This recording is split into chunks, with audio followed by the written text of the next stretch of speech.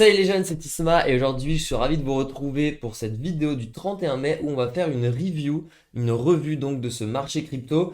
Il y a eu beaucoup de choses qui se sont passées depuis la dernière vidéo, elle vous a beaucoup plu évidemment. Donc voilà, aujourd'hui on en refait, je vais vous parler de mon avis sur le marché dans sa globalité. Tout d'abord, on part du coup sur le boss, sur le king, le BTC. Alors commençons avec BTC donc sur une time frame 4 heures.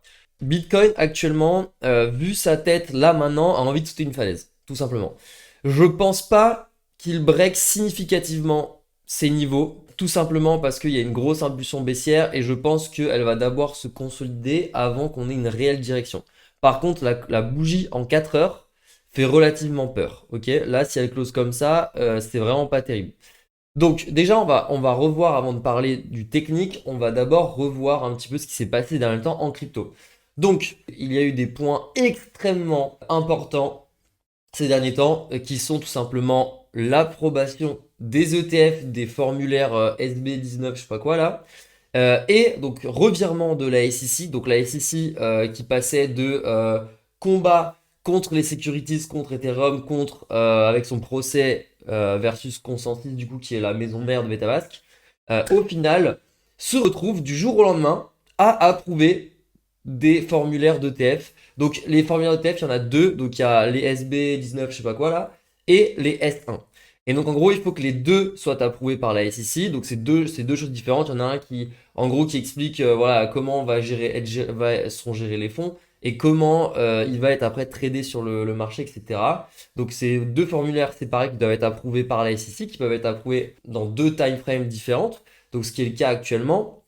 Mais ça peut être également très rapide, par exemple comme les ETF Bitcoin où les deux formulaires ont été approuvés sur quelques jours. D'accord? Donc là, la SEC, de nulle part, a approuvé les premiers formulaires. Ça veut dire qu'elle est d'accord pour aller de l'avant avec les ETF ETH Spot. Alors, il y a eu un amendement qui a été fait. L'amendement, du coup, qui consiste en fait à retirer le staking sur les ETF ETH qui était, bon alors pour moi c'est un peu dommage parce que c'était une des grosses forces de ces ETF ETH, c'était de pouvoir faire du staking tout simplement, voilà, de pouvoir avoir un rendement sur ton ETF, ça aurait pu être insane. Alors je pense que la SEC elle fait ça justement pour se garder une porte de sortie tout simplement avec tout ce qui est securities etc. Comme ça ce qu'elle va dire, c'est qu'elle va dire tout ce qui est stacking sur ETH c'est de la security, mais si tu l'utilises normalement sans staker, c'est une commodity. Et je pense qu'ils vont partir sur ce genre de point de vue, en fait, tout simplement pour se dépatouiller avec l'environnement crypto global. Voilà, SEC, elle a demandé justement de faire des amendements sur les formulaires S1 aujourd'hui. Donc, elle a accès. Ça, c'est extrêmement. Enfin, pour moi, c'est extrêmement bullish haussier. Tout simplement, ça veut dire que la SEC, elle est en train de pousser les émetteurs d'ETF pour qu'ils se dépêchent pour refaire les formulaires, justement, pour que la SEC puisse les approuver plus rapidement. Donc, ça, c'est énorme parce que les S1, on peut mettre plusieurs semaines à être approuvé, le temps de vérification, etc. Donc ça prend du temps. Tout simplement, ça prend du temps. Donc là, ça veut dire vraiment que la SEC veut pousser le truc. Et un autre point extrêmement important, donc ça c'est bien, ça veut dire que là c'est du 100% de chance que les ETF spot Ether soient approuvés. Maintenant, la durée peut prendre quelques semaines, quelques jours. Moi, je pense que d'ici, honnêtement, je pense que d'ici une semaine et demie, c'est bouclé, max, vu comment ils ont décidé d'accélérer le processus. Et du coup, le deuxième point extrêmement important, c'est le revirement complet de l'administration américaine envers les cryptos. Et ça, les gars, c'est game changer. Ça veut dire que on va avoir beaucoup moins de bateaux dans les roues, beaucoup moins d'incertitude parce que ce qui fait peur au marché, c'est surtout l'incertitude. Et ce qui est méga important en fait pour le marché, c'est d'enlever l'incertitude qui était qui planait en fait, cette épée de Damoclès qui planait autour des cryptos. À tout moment, c'était banni. À tout moment, on allait se prendre voilà, des régulations à tout va. Et en fait, à quel moment on a vu le pivot? C'est quand il y avait une loi justement qui devait passer en fait pour les crypto-monnaies, pour la régulation, etc. Et l'administration de Biden avait dit, la Maison Blanche avait dit qu'ils allaient mettre leur droit de veto sur cette loi pour justement, parce qu'ils n'étaient pas d'accord avec les crypto-monnaies et avec cette loi en fait qui voulait démocratiser un peu les cryptos. Et donc ils avaient dit qu'ils allaient mettre leur veto et au final ils ont décidé de ne pas mettre leur veto et en plus de commenter et de dire qu'ils étaient prêts justement à faire de la régulation pro-crypto et aider justement l'écosystème à se développer pour que l'Amérique soit un des leaders. Et en plus de ça, Trump a mis les cryptos au cœur de sa campagne électorale. Et ce qui fait qu'il a amené beaucoup de visibilité, notamment dans certains rallyes où il a énormément parlé de crypto-monnaie, qu'il a dit il voulait que les US soient leaders crypto, etc. Et en fait, tout ça, ça s'est passé plus ou moins vers ces niveaux. Et donc, moi, je pense que tout ce qui est électorat, etc., tout ce qui est environnement politique autour des cryptos n'est pas réellement priced in. Pour moi, le marché n'a pas vraiment priced in l'ampleur de ces changements de situation en fait, parce que c'est énorme, c'est beaucoup moins d'incertitude. Alors là, par contre, Trump vient de se faire également juger coupable de 34 méfaits, 34 crimes, pour notamment avoir falsifié des documents, d'accord? Donc il vient de se faire, voilà, il vient de se faire juger, etc. Donc il va faire appel évidemment.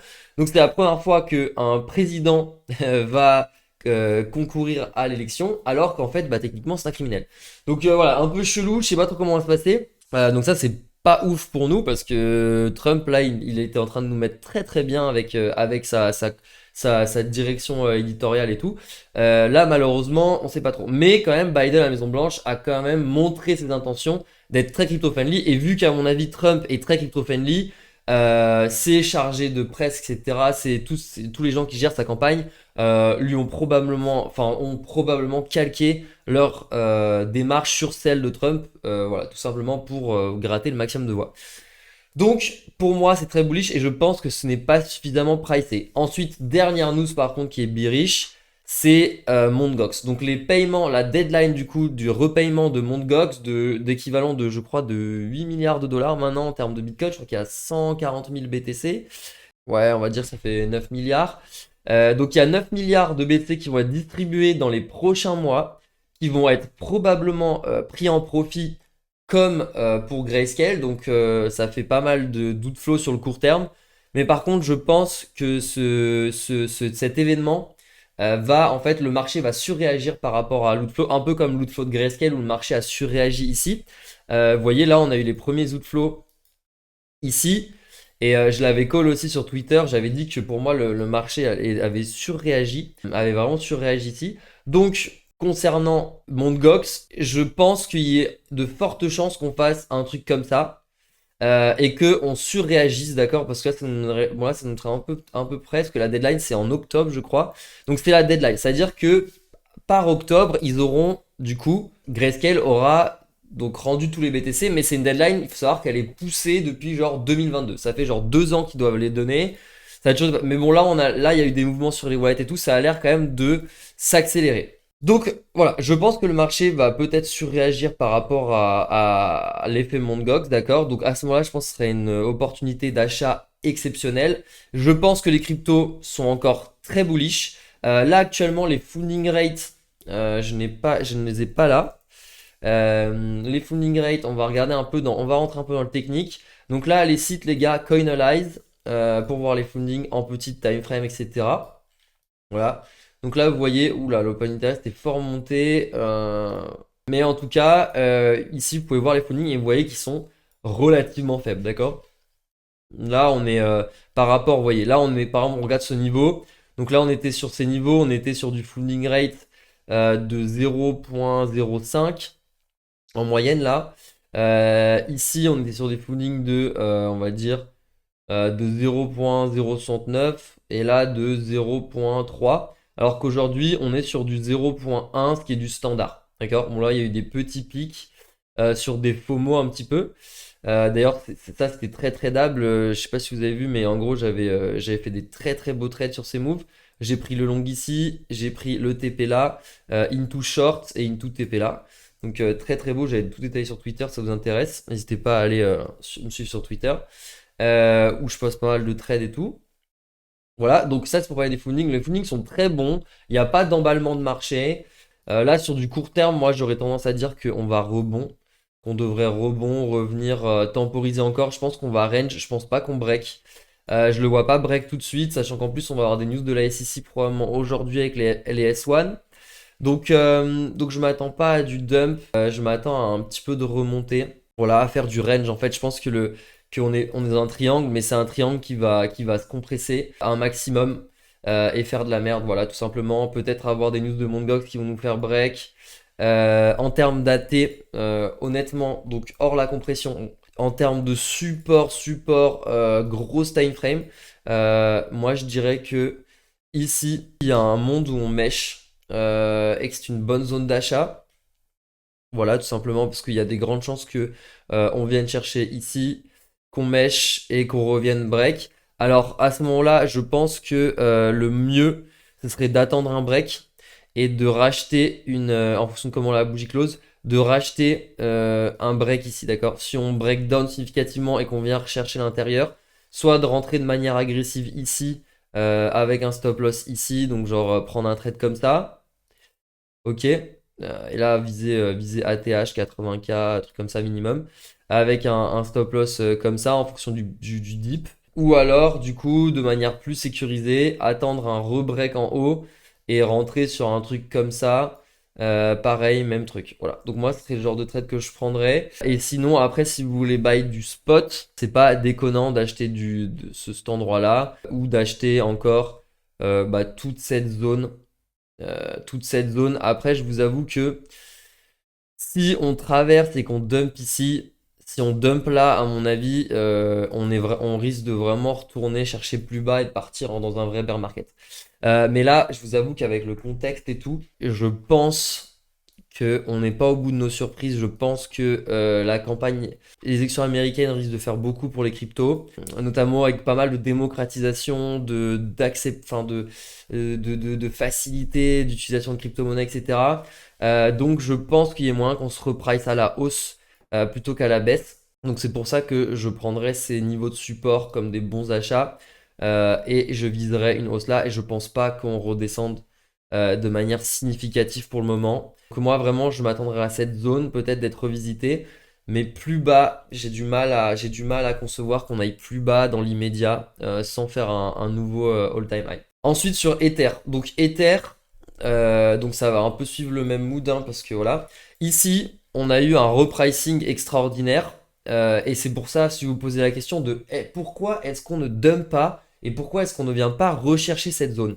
En fait, on ne vient pas rechercher cette zone parce que tout simplement, il y a eu une news majeure sur Ether, donc l'approval de l'ETF spot.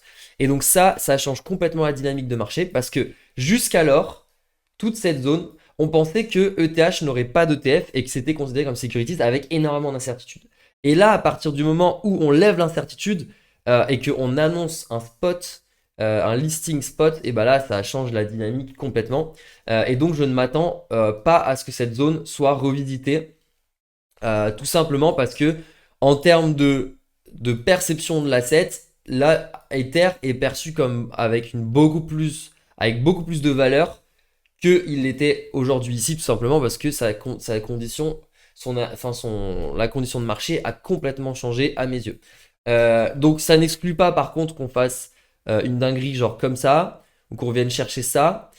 Mais je doute fort qu'on revienne chercher cette zone. Donc si vous attendez ici pour acheter, je pense que ça va être trop tard. Il va falloir se dépêcher. Si vous avez des opportunités genre ici, genre là, je pense que ça va être des zones à acheter. D'accord? Je pense qu'on n'ira pas plus bas que ça. Ou alors ça voudrait dire que le BTC décide de descendre assez fortement. Voilà, donc ça c'est mon analyse court terme.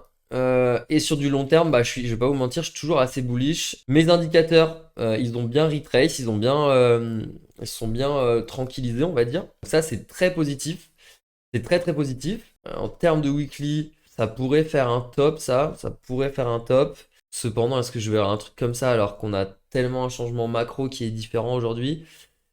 Pas sûr. À voir les clauses. Là, on va encore probablement range un peu, ça va pas break tout de suite. Il va falloir attendre quelques candles que ça se développe. Donc des fois, il faut être patient. Ça, c'est très important. C'est être patient, voir comment le prix décide de se développer. Et à ce moment-là, exécuter du coup lorsque le prix nous donne des informations plus intéressantes. Là, vu la candle 4 heures, j'ai plutôt envie de dire que sur le court terme, on va range, voire un peu dump. Ok. Et ensuite repartir à la hausse probablement. Mais donc ça, c'est un peu mon analyse. Et en termes de crypto, donc le truc c'est que si voilà, BTC décide de piquer un peu du nez et de se refroidir un peu, les altcoins devraient probablement suivre. Donc sur du Sol par exemple, Sol, c'est possible qu'on revienne chercher ça, mais pareil, je pense pas qu'on aura de grosses candles baissières, donc à la limite ça va encore faire du range. et on va créer un truc comme ça. Chercher des stops. Je pense que les stops, ça peut s'acheter. Tous les stops là, ça peut s'acheter à mon avis. On va pas break fort comme ça me paraît illogique. On va entrer dans une zone un peu de compression. Ok. Et sinon, après, moi en termes de bague, bah, j'ai toujours du sol. J'ai pas de meme coin, tout simplement parce que je suis pas bon pour hold des spots dans lesquels je ne crois pas. Vous connaissez ma théorie. Donc voilà, j'ai pas de meme coin. Ouais, c'est à peu près tout, hein. Donc moi, ça va être vraiment sol BTC ETH que je garde dans mon portfolio. J'ai pas particulièrement pris de profit sur ce run. Sur ETH, j'avais pris des profits à 3930 que j'ai call sur Twitter d'ailleurs. Mais j'ai rebuy à 3725 et à 3800. Donc j'ai un average encore in the money là, mais qui risque de plus l'être longtemps si ETH continue sa descente. Donc moi en tout cas, ce que je vous conseille, c'est de la jouer slow, de laisser le temps au temps, laisser les prix se dérouler, parce que là on est dans de la compression. Il faut pas agir trop rapidement. Voilà, tout simplement. Et sinon, bah, c'est à peu près tout sur le marché. J'espère que cette vidéo vous a plu. Si c'est le cas, bah, n'hésitez pas à liker, à la partager et à vous abonner tout simplement. Et tous les liens sont dans la description si ça vous intéresse de voir mes réseaux ou d'aller venir sur le Discord où je parle pas mal de mes scalps, etc. Voilà, sur ce, je vous fais des très gros bisous. Ciao!